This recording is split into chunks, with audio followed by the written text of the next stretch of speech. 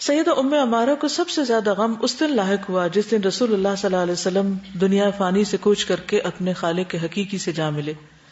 اس میں کوئی شک نہیں کہ رسول اللہ صلی اللہ علیہ وسلم کی جدائی مسلمانوں کے لیے سب سے بڑی مصیبت بن کے نازل ہوئی، لیکن ام عمارہ اپنی زندگی کے آخری لمحے تک جہاد میں مسلسل حصہ لیتی رہی، یعنی انہوں نے اپنا مشن نہیں چھوڑا نبی صلی اللہ علیہ وسلم کی وفات کے صدمے کی وجہ سے۔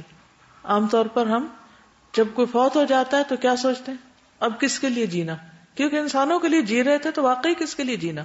تو جو اللہ کے لیے جیتے ہیں، جو کسی مقصد کے لیے جیتے ہیں، وہ ساری دنیا بھی ختم ہو جائے تو وہ پھر بھی جی سکتے ہیں، کیونکہ ان کا رب زندہ ہے، حی لا یموت ہے۔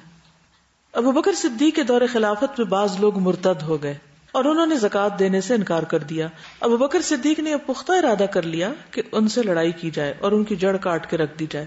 انہوں نے لشکروں کو تیار کرنا شروع کیا۔ سب سے بڑا وہ لشکر تھا جس کی قیادت خالد بن ولید کے سپرد کی گئی۔